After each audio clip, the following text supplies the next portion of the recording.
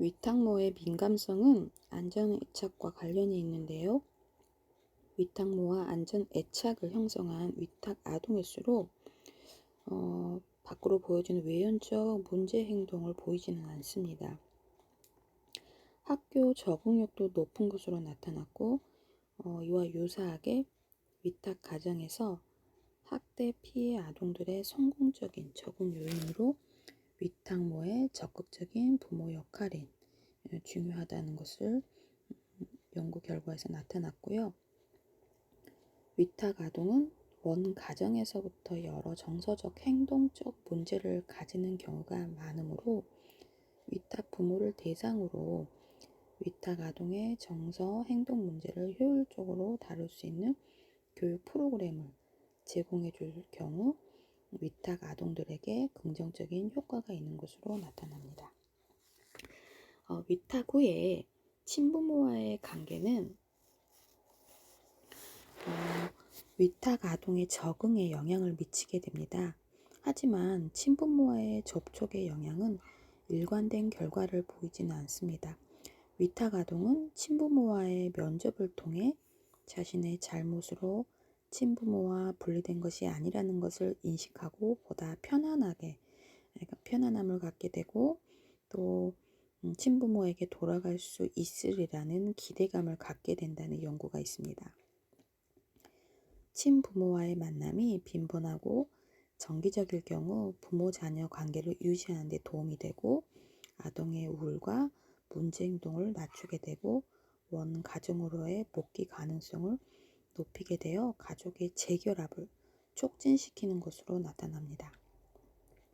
또 반면에 친부모와의 접촉이 위탁 아동과 위탁 부모와의 관계를 어렵게 하는 요소로 작용하기도 합니다. 위탁 아동의 3분의 1 정도는 친부모와의 접촉과 관련된 스트레스를 경험하게 되는 것으로 보고되고 있고 또 친부모뿐만 아니라 위탁 부모와의 친밀한 관계를 형성한 위탁 아동은 소속감에 대한 갈등을 경험한 것으로 나타났고 위탁 아동이 친부모에 대한 그리움과 애착을 가지는 동시에 위탁 부모에게 고마움과 애착을 가지게 될 경우 어느 한쪽의 마음이 쏠리는 것에 대해 상당히 불안해하거나 걱정하게 됩니다. 뿐만 아니라 위탁 아동의 이러한 불편한 마음은 위탁 부모와의 적응에도 영향을 미치게 되고 이러한 점에서 위탁 부모가 아동과 친부모가 자주 만나는 것을 선호하지 않는 경우 기관에서 접촉 횟수를 줄이는 것으로 나타났고요.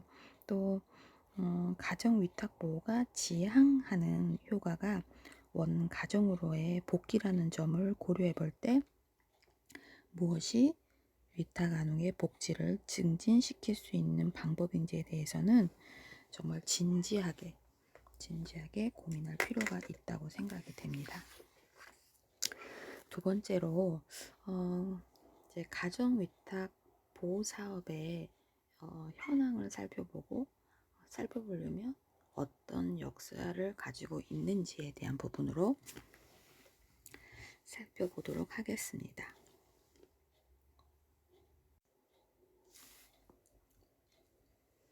가정 위탁 보호 역사는 동서양을 막론하고 고대 사이로 거슬러 올라갑니다. 서구의 가정 위탁 보호 사업은 고아를 친척집에서 양육하도록 한 고대 유대법과 간수법, 빈곤 아동을 위탁하는 교회 사업에서 그 유래를 찾아볼 수 있습니다. 우리나라의 가정 위탁 보호 사업도 고대로부터 그 기록을 찾아보면 삼국 사기에 신라 유리왕 때 환과 고동 노병, 호라비 호롬이 고아 늙고 자식 없는 이 노인 병드니 요구 대상자로 정해 왕명으로 무료 급식과 양육을 제공했다고 합니다. 고려시대에는 병난과 흉년으로 인해서 발생한 기아, 빈민 아동들을 사원에서 양육하여 사역승으로 양성하였고 민가에서도 고아 등을 양육한 후에 양자녀 노비로 삼았다고 합니다.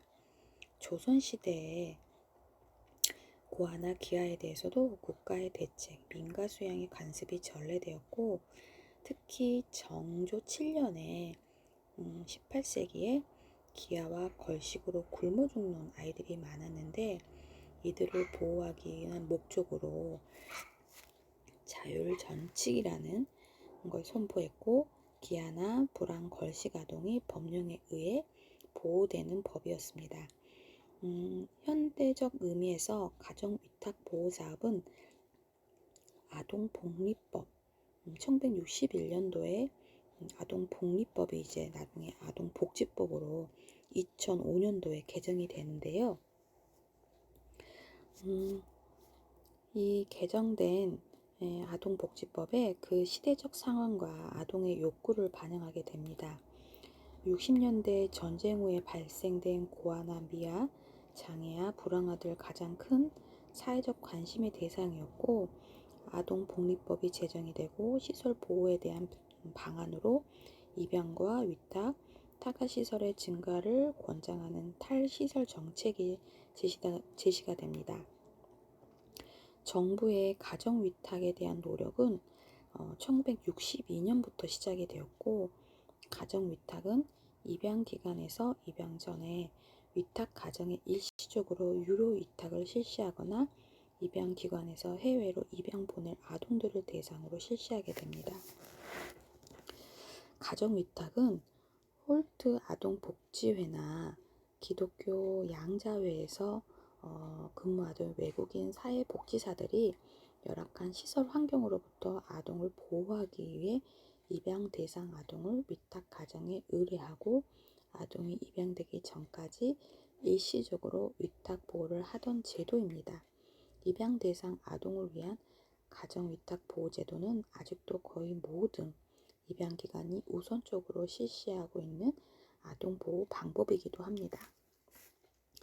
1981년도에 아동복지법이 전면 개정이 되기도 하는데요. 요복 아동을 위해 가정위탁보호나 그룹홈을 장려하는 정책이 전개됩니다.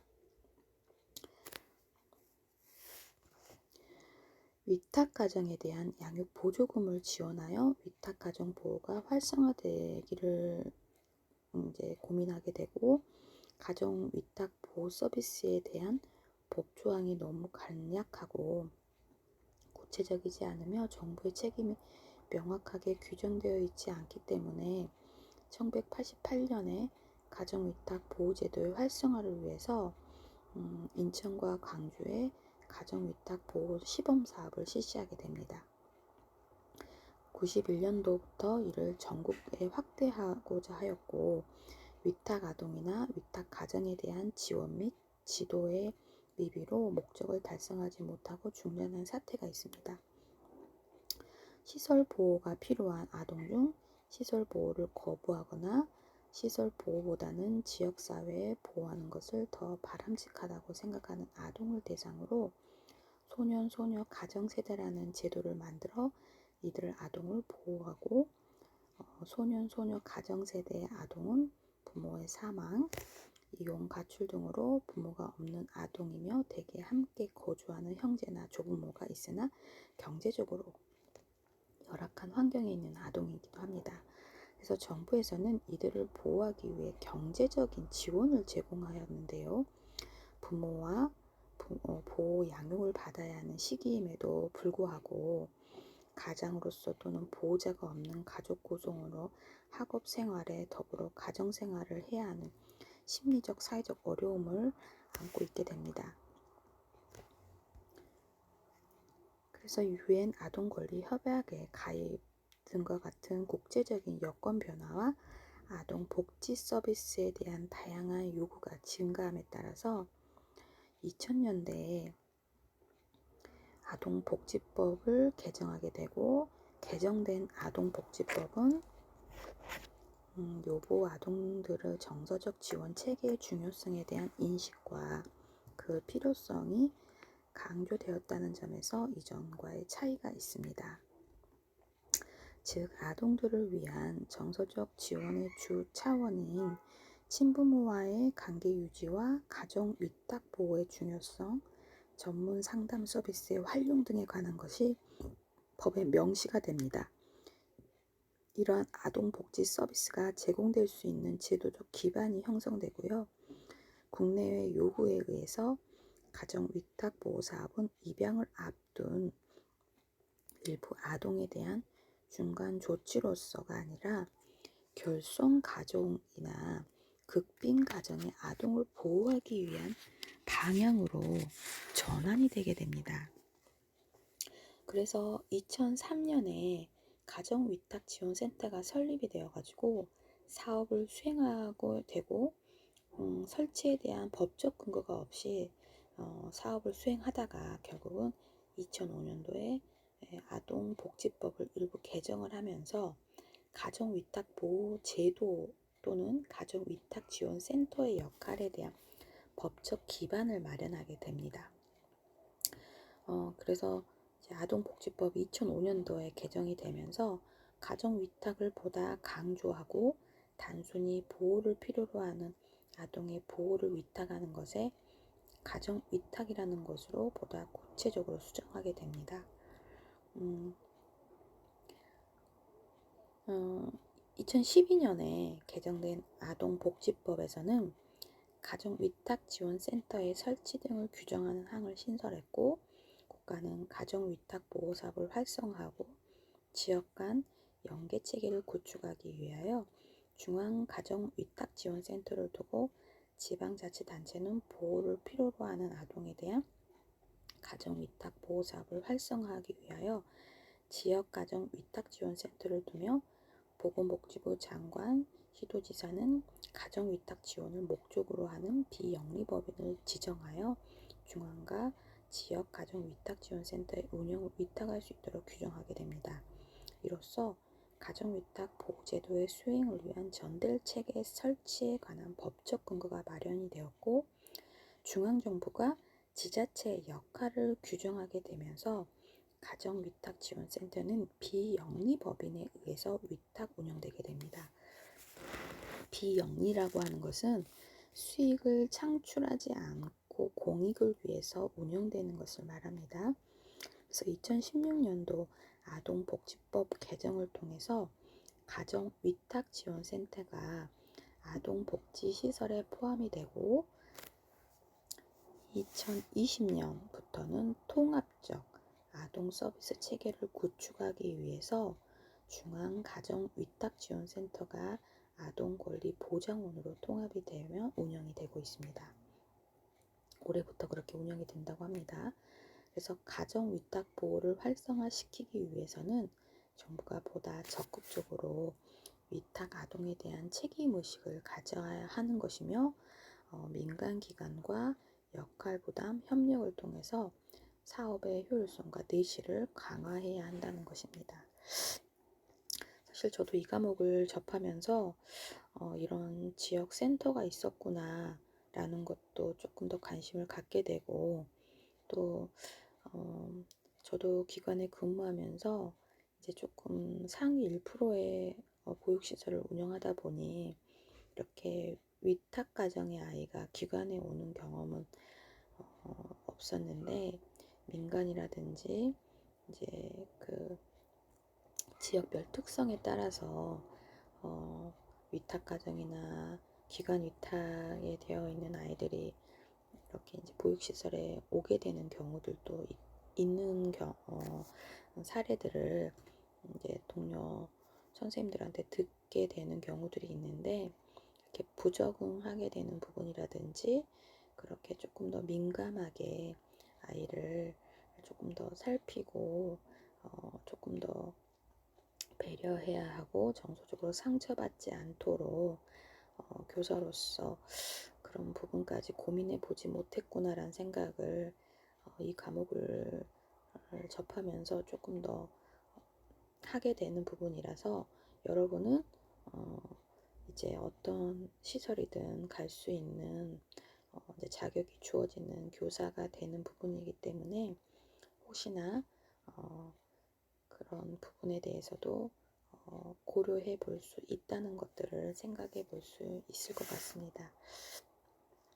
두 번째로 가정위탁 보호사업의 현황인데요. 1994년에 여러분이 몇 년도생인지는 지금 잘 계산이 안 되는데요. IMF 시대가 94년도에 있었어요. 경제 위기 이후. 제가 94학번인데요. 그때 이제 졸업하는 선배들은 이제 경제적인 위기 때문에 취업을 할 수 없는 상황이었고, 되게 이제 경제적으로 되게 어려운 국가적인 시기가 몇 년 동안 이어져 왔던 그 우울한 시기를 기억을 합니다. 대학생이었기 때문에. 그래서 이러한 아동에 대한 대책으로 정부에서는 가정위탁보호, 시설보호 등 다양하게 개입을 하게 됩니다. 그래서 2018년 기준으로 보호 필요 아동이 4,538명이 발생했고, 그중 620명이 연고자, 인도, 보호조치 이렇게 되었다고 합니다. 그런 보호조치 내용 중 가정보호와 시설 입소 아동 수는 우리 책 271페이지에 그림 10-1을 보면 참조할 수 있고요. 정부에서 보호 필요 아동의 가정보호를 강화하고 있으나 아직 활성화되지는 못하고 있음을 반영하고 있습니다. 그림 10-2가 2003년에서 2018년까지 가정위탁보호 유형별 아동의 수를 나타냅니다. 대리 양육 위탁, 친인척 위탁, 일반 위탁 아동의 수는 2010년 이후 전반적으로 감소 추세를 보이고 있으며 2014년 이후로는 매년 감소하고 있습니다. 2018년 기준 위탁 유형별 위탁 아동의 비율을 살펴보면 대리 양육 위탁이 가장 많고 그 다음으로는 친인척 위탁, 일반 위탁 순으로 나타납니다. 2018년 기준 가정 위탁 아동의 성별 분포를 살펴보면 남아가 50.8%, 여아가 49.2% 거의 차이가 나진 않습니다. 위탁 아동의 연령대 분포를 살펴보면 17세에서 19세에 해당하는 고등학생이 가장 많았고, 그 다음으로는 20세 이상, 그 다음 16세, 11세에서 13세 순으로 나타납니다. 전체 위탁 아동 중 50% 이상이 자립지원의 주 대상인 고등학생 이상 연령으로 나타났는데요. 연령별 위탁 보호를 살펴보면 그림 10-3입니다. 1세에서 3세의 영유아기 아동의 가정 위탁 보호가 상당히 부족한 것으로 나타납니다. 이는 영유아의 가정 보호 필요성을 강조하는 위탁 보호의 목적과는 상치되는 것으로 현실적으로 영유아 가정 보호의 어려움을 보여주는 것으로 볼 수 있습니다.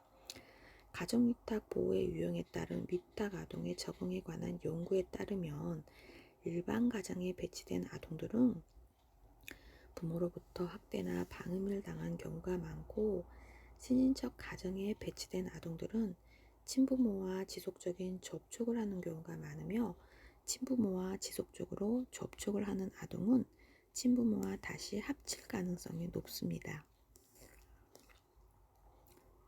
또 다른 반면으로 일반 가정에 위탁된 아동들은 친인척에게 위탁된 아동들에 비해 입양될 가능성이 높습니다. 또 대리 양육이나 친인척 가정 위탁은 우리나라의 전통적인 아동 보호 방법으로서 앞으로도 중요한 아동 보호 수단으로 지속될 것으로 예측합니다. 하지만 위탁 가정 유형에 따른 환경적 차이를 조사한 연구에 따르면 대리 양육 위탁 가정이나 친인척 위탁 가정은 일반 위탁 가정의 부모에 비해 연령은 높고 수입이나 학력이 낮고 건강 상태가 좋지 않으며 무주택자인 경우가 많습니다.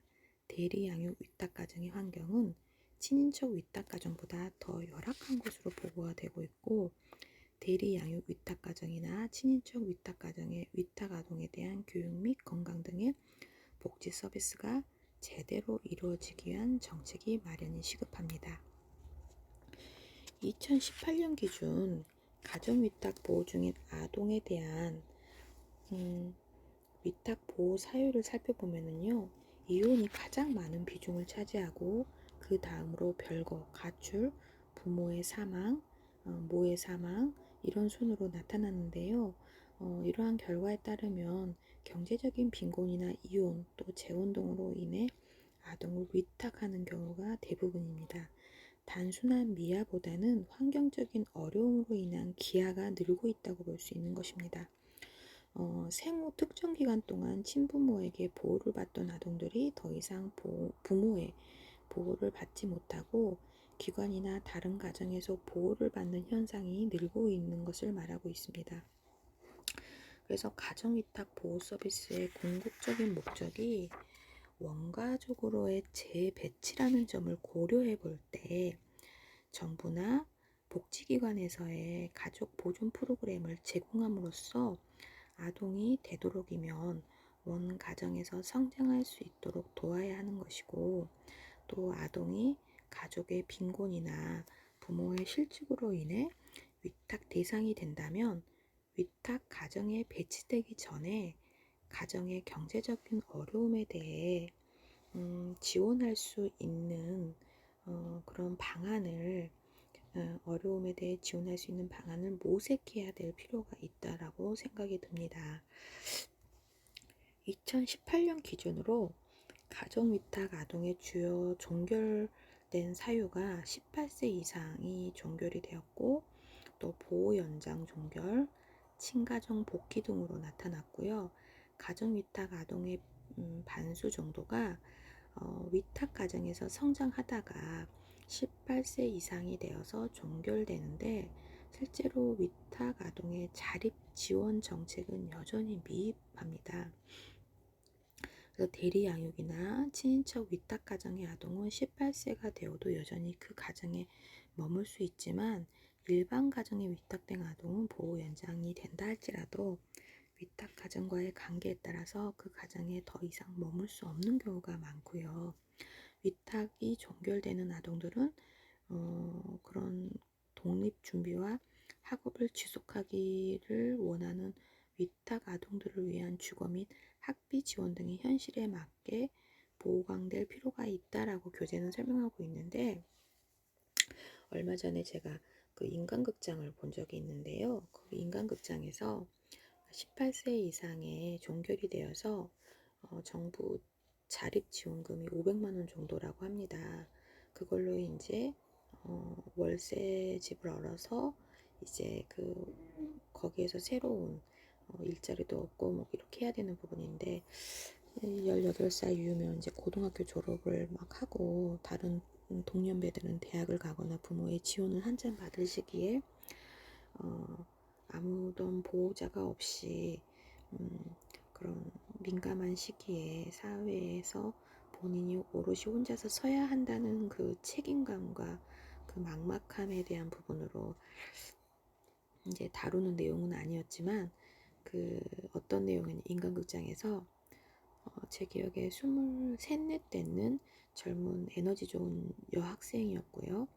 그 여자친구가 가정 위탁이 된 사례인데 성인이 되어서 위탁이 되었더라고요. 그러니까 엄마 아빠라고 부르는 새로운 가정의 그 부모님들은 불과 3, 40대 젊은 언니 오빠 삼촌 느낌의, 그러니까 자원봉사를 하면서 친해졌던 언니 오빠들이었는데, 이 친구가 자기 아이들과 섞여서 형제 자매처럼 잘 지내기를 원하는 좋은 좀 젊은 부부가 굉장히 의식적으로 이 23, 4 되는 여자 아이 성인을 그 일자리도 주고 또 딸로서 대학생을 키워보고 싶은, 그러니까 일을 하면서 이제 방통대에 온라인 수업을 들으는 대학생의 그런 또 제2의 꿈을 키울 수 있게 좋은 부모로서 성장하고 있는 그런 다큐멘터리 휴머니즘 이야기였는데요. 되게 에너지도 좋았고 긍정적인 내용으로 기억을 하고 있어요. 그래서 그때도 가정 위탁 보호 서비스에 대해서도 이 18세까지만 도와주는 내용의 그런 필요성에 대한 부분을 조금 더 그런 현실적인 내용들을 보게 되면서 보강될 필요가 있다, 이런 내용이 아니라 조금 더 어떤 지원 체계가 필요하고 이런 부분들을 우리가 관심을 가져서 조금 더 확대되어야 한다라는 구체적인 내용이 나와야 된다고 생각이 듭니다.